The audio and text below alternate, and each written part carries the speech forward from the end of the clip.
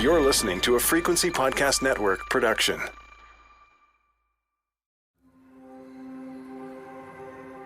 How do you refer to the tragic discoveries made on the sites of former residential schools across Canada? It matters more than you think.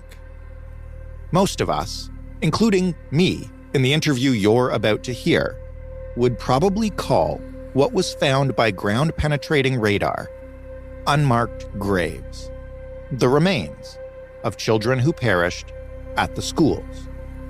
In most cases, though, that's not technically what has been found. And even though that shouldn't matter, there are those who pounce on any hint of inaccuracy to broadly deny the reality of the residential school horror. So what, exactly, precisely, has been found? And how? Why are some people so determined to undermine this awful part of our history? How can we prevent that from happening? And how can we talk to the people who may not be trying to deny what happened, but have been spun into utter confusion by the terminology and politicization of all of this?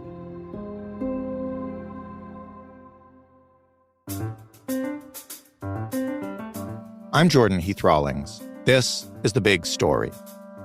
Niigaan Sinclair is a professor of Indigenous Studies at the University of Manitoba. Hello, Niigaan. Nice to be here. Thanks for having me. Thank you for joining us. And maybe to start, I'm going to ask you to go back to the period, I guess, in May, June 2021, when unmarked graves were found at Kamloops Residential School, and then, over the next few weeks in Brandon and other places. Can you describe the general reaction of maybe Canadians who don't have a deep background in Indigenous studies? Well, this is a really good example of really being precise with your wording, because this is what has led to some of the confusion and then some of the denialism that has emerged in the country. We don't yet know what are those things in the anomalies that people have found at residential school sites.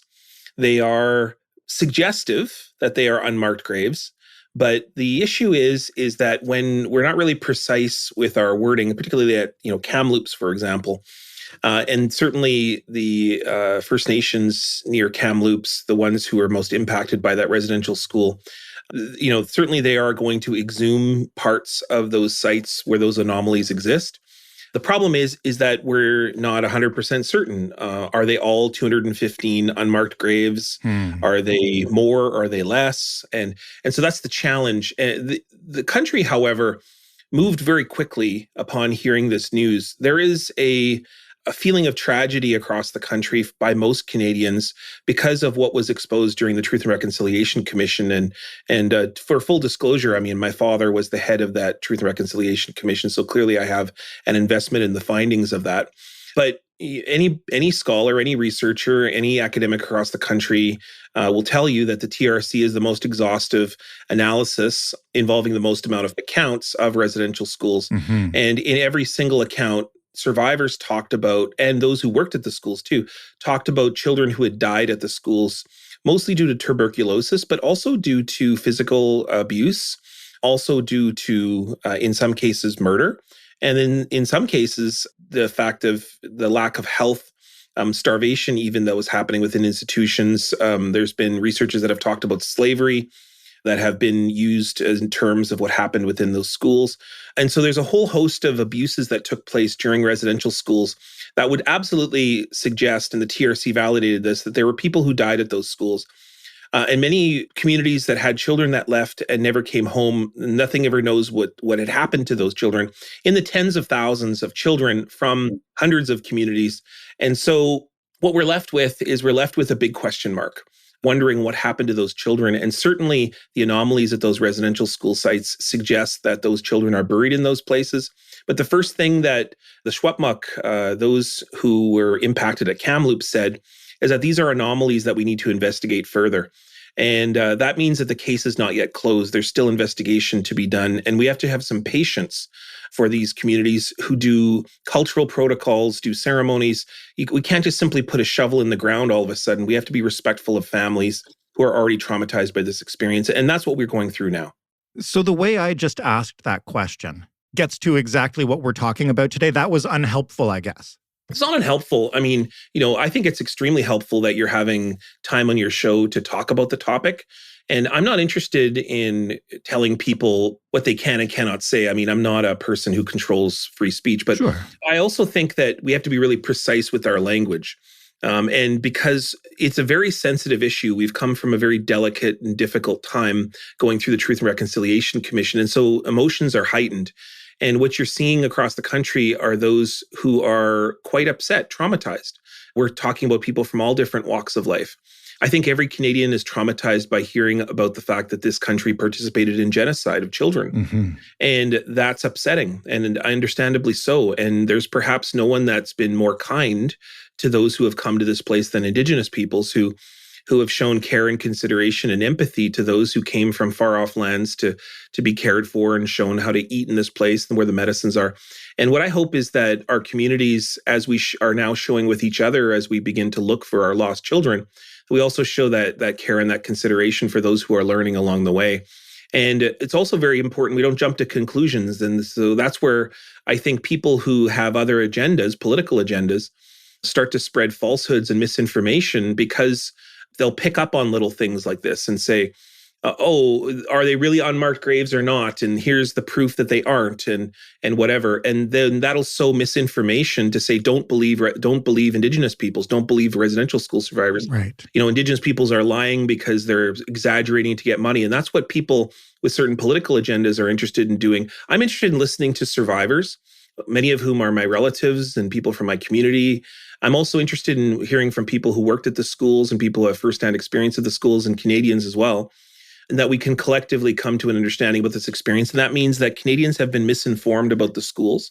So it wasn't that it was unhelpful. It was just that we really got to be precise because it's just such an emotionally charged issue.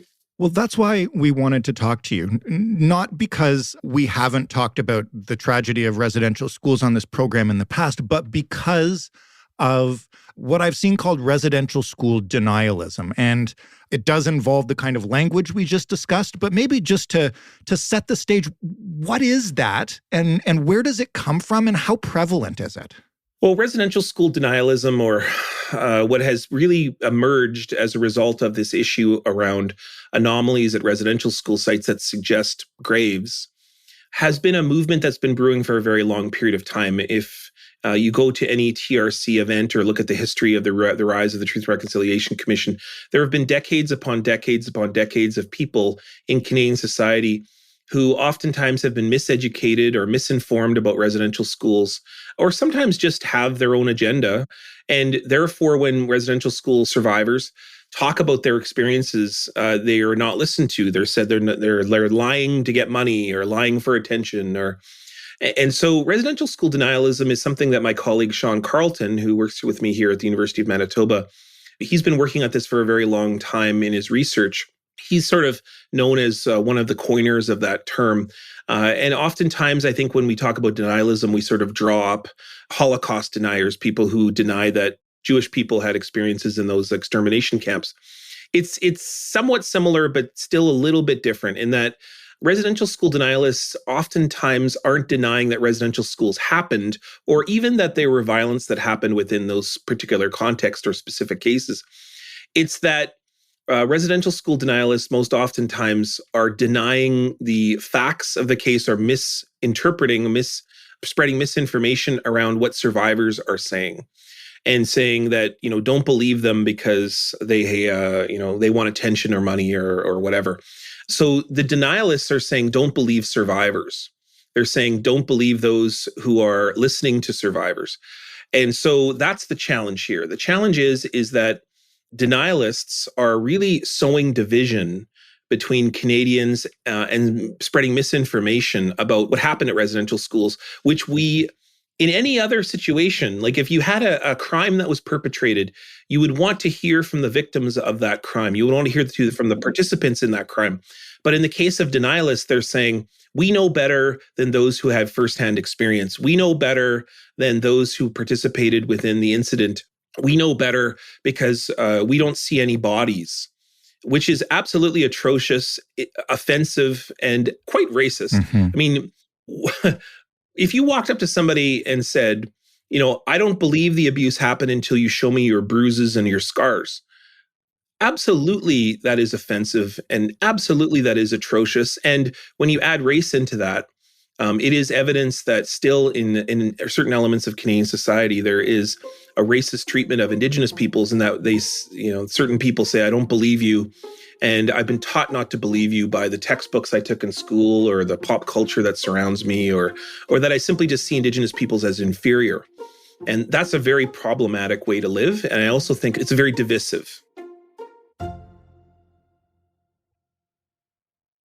I want to talk about the practicality of searching for these anomalies. And I know we could spend an entire episode talking about exactly how the ground is searched, but just quickly, if you could maybe explain how we do it and how the manner in which we do it makes very specific language required lest these anomalies get dismissed.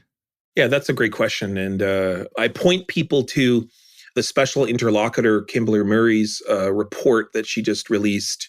She is tasked with leading the searches, or certainly helping oversee the searches that are being done by communities today, that the government are participating and partnering with communities in which to do these searches. Because, everybody wants answers. I mean, everybody wants answers very quickly, and they want answers because they want to know what happened to these children who are missing. And so I point people to that report. There's very intricate descriptions in that, and case studies, examples of what communities are doing.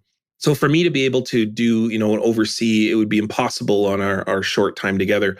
But what I can say is that whenever there is anomalies that are uncovered, usually by ground penetrating radar, and there's many cases actually happening right now in Manitoba, there's certain sites that are identified as looking grave-like, that this ground penetrating radar can look like. So it looks like human remains. It oftentimes are bunched in areas that suggest an either marked or unmarked cemetery. In the case of Brandon, for example, the cemetery at the Brandon Residential School was sold by the city. The land was sold to private developers who built an RV park right on top of that cemetery. So there was, parked RVs, paved areas, private landowners that frankly didn't know the history of the site, or maybe they did know some of the history. There's some debate around that. But the problem, of course, is that accessing that territory is very complicated, sometimes because private landowners now own that land because the church has sold it, or the government sold it, or the city has sold it, or whatever. And so it takes often a very long time just to search, just to be able to do that ground penetrating radar to find those anomalies. Right. And then there's all the other things that go into this. Of how do we respectfully work with people who have been impacted by those schools? And in some cases, because of the records at residential schools are either lost or ruined or unavailable, sometimes churches are holding documents from communities. We don't know exactly who attended those schools. We don't have all the names. And so you can't just come in with shovels ablazing. You have to be able to work with communities to find out who potentially would be impacted by an exhumation or a digging project. What are the ceremonies necessary? Because not all Indigenous peoples are the same. What are the proper ways that we treat those human remains? And then on top of that, how do we then disseminate that information to the public? One of the things that Kimberly Murray suggested was, for many First Nations, they don't have a PR department. And so what's happening is that there's media are taking advantage of different elements within a community that haven't had 500 reporters drop in on them on a Friday. And therefore, the message is quite uneven. A lot of people are speaking to those people who aren't directly involved with the search because media either doesn't know, or they don't care, or they perhaps are misinformed, and therefore are talking to some of the wrong people. So the wrong information is being disseminated. So it's very complicated. And what Kimberly Murray said in the report was, it's likely going to take at least a decade for the searches that are currently underway, never mind the searches that have yet to come, because many communities are waiting for that ground penetrating radar, which is very expensive. And sometimes these communities are quite remote. Sometimes a residential school is inaccessible because of private landowners and so on. And so it's going to take upwards in a decade just for the existing searches, never mind for those yet to come. And just those are just a few different steps that are indicated and why these searches are so complicated.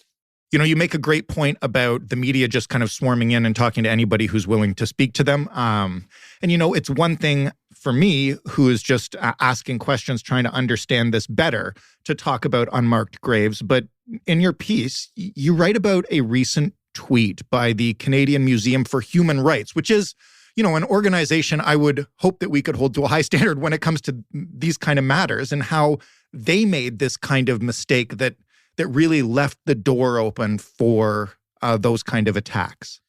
Yeah, I mean, full disclosure, I've been previously involved with the Museum of Human Rights. It's located right here in Treaty 1 territory, Winnipeg. I've been on the board, the Indigenous Advisory Board. I'm no longer on that board for other reasons. Years ago, I stepped away from that board because of other work commitments and so on. There's very good people there, people who are doing incredible work. In fact, I wrote a column recently commending their work on Indigenous Peoples Month, which is this month. And simply making a misstep because of a tweet is not a condemnation, but it's pointing out that what then happened is those who have other agendas to argue that deaths at residential schools didn't happen, or that we shouldn't believe survivors, or whatever that might be, then jumped on this to say, oh, well, the museum clearly doesn't know the story, so don't listen to them. And those who are perpetrating the idea of unmarked graves and you know, saying outright nonsensical things, like those of us who are working hard with communities are spreading misinformation and sowing division in Canadian society. Just a bunch of lies. Mm-hmm. Preciseness is so important. That's why it's so important to listen to those who are the first impacted. Those are those Indigenous communities who are leading those searches. Look to see and be responsible, be kind and generous to those who are learning. I think it's so critically important that when we come to each other in almost any discussion, you know, like I criticized the media just a minute ago, but, you know, I also work with the media, and I work at the Winnipeg Free Press. I'm a columnist there. I never call out my colleagues publicly. I step aside to them. I talk to them. I disagree with them all the time. And we sit down and we are committed to one another as colleagues in a workplace to make sure that we learn and we support each other and that we got each other's back. I don't have to agree with somebody to say that you are my relative in this place. And in fact, that's what treaties are supposed to do. We're supposed to be able to disagree with one another, but still stay in the room. That's what I hope that we do. Unfortunately, because of many different factors in our community and in our society, we're taught to sort of ignore the other side or different sides or disagreeing sides. We're taught to walk away from them. We're taught to act as though we don't live beside them when in fact we do. And so my hope is that more dialogue is produced from a misstep by the Canadian Museum of Human Rights, and that we also see that I make missteps too. You know, I'm not perfect. I may have said over the past, you know, unmarked graves, and I too am learning to be very precise with my language, because I also have a responsibility to be very precise. So be kind and generous. And that's how we're going to get through this. It's not through more violence, dealing with the issue of violence. That's not going to solve anything. When we do that, all we do is we produce more discourses that lead to residential schools or other policies like that. Our job is to be adults and to treat each other as adults in kind, respectful, generous ways, but then also realize that even if we disagree, we still have to live beside one another. We still have to work together. We still have to look at one another, because we're both in the room, whether we want to admit it or not. That's a really good point and a good way to put it. And the last thing I want to ask you about is, I have found, you know, while following this argument online, that a lot of it is in bad faith, the way you point out. It's driven by racism or denialism or whatever you want. But I also want to ask you, how can we talk to people who aren't doing that in bad faith, but who have been confused by the language that maybe the media has used, by some of the statements made by denialists who are basically at a place where they're like, well, I thought we found these bodies and now they're telling me that we haven't. Like, how do we try to straighten that out and be more clear with one another so that we all understand exactly what's going on here and what isn't? Yeah, the truth is that this is not going to be easy. My father, who is head of the commission, who I constantly am learning from and thinking back, you're at that age where my father's at the sort of twilight of his life, his career, and I'm just in the midst of it. And you look back to things that your parents say over the years and you kind of go, oh, that was actually very wise. And I remember one thing that he would often say during the Truth and Reconciliation Commission is he would say, if you think the truth is harder, reconciliation is going to be much, much, much harder. Hearing that truth of what happened at the schools is very hard, but now taking action on that truth is even harder.